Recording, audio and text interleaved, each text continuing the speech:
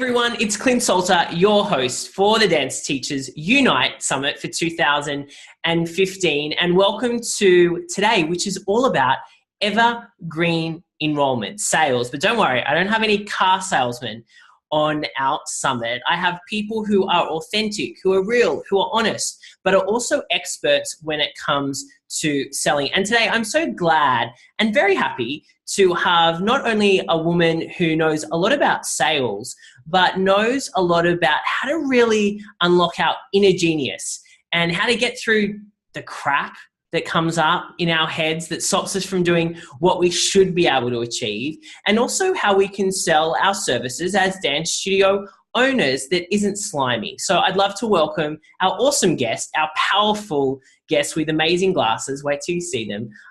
Kirsten Roberts. Hey, Kirsten, how are you? What an awesome introduction. So that needs a bit of a hell yeah right back at you. Thank you for having me. Really looking forward to today. Yeah, can't wait to dig into this conversation. Now, Kirsten, for those that don't know much about you, can you tell us in 60 seconds who you are, what you do, who you help, and what's your big mission in the world?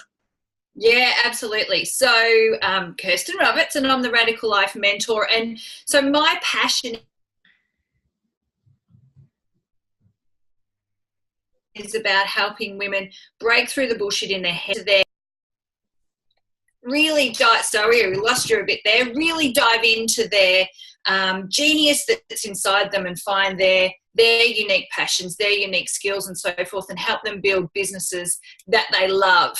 So it's all about living the whole person though. So running a business that fills you up, but also, you know, having wild self-love, uproarious laughter every day, crazy fulfillment. It's about the whole person, and that's my passion in life. And it's one of my dreams to spread that message far and wide right across the world.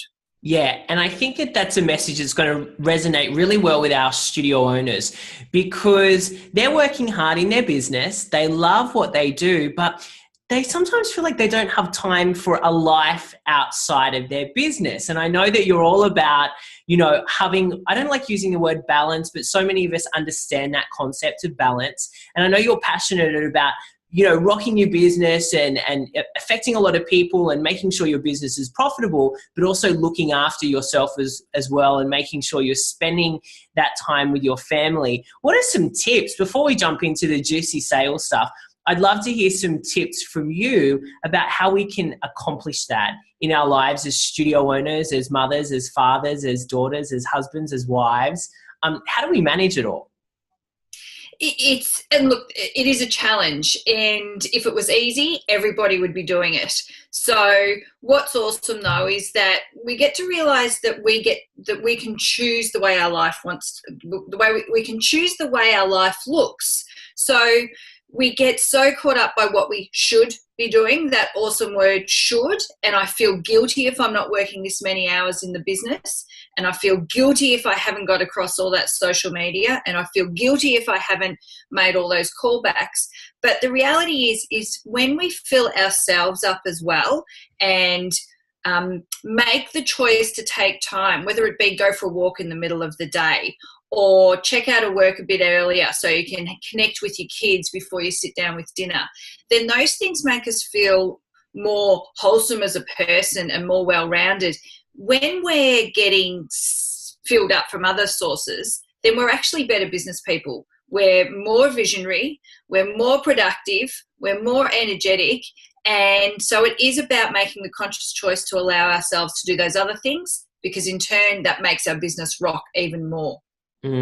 Such an important message for our studio owners to hear, because I know when I talk to them and say, you need at least one day off a week, you know, take Sunday off. And they're like, Clint, but I don't have time. I've got all these things to do. And I'm always saying, hey, look, we all know the studies have been done. When you're on your deathbed, do you say, I just wish I spent more time at work? No, we're not saying that. We're saying, I wish I spent more time with my children when they were growing up, or I wish I was home for dinner more often with my partner. They're the things that we're focusing on. So I think that's a great message. And I hope everyone has written down, you know, time for myself. And in return, like you just said, everything else is lifted. The business lifts. The people around you are lifted. You're happier I think, as well. And I think as studio owners, you can all probably identify that sometimes we get a bit grumpy.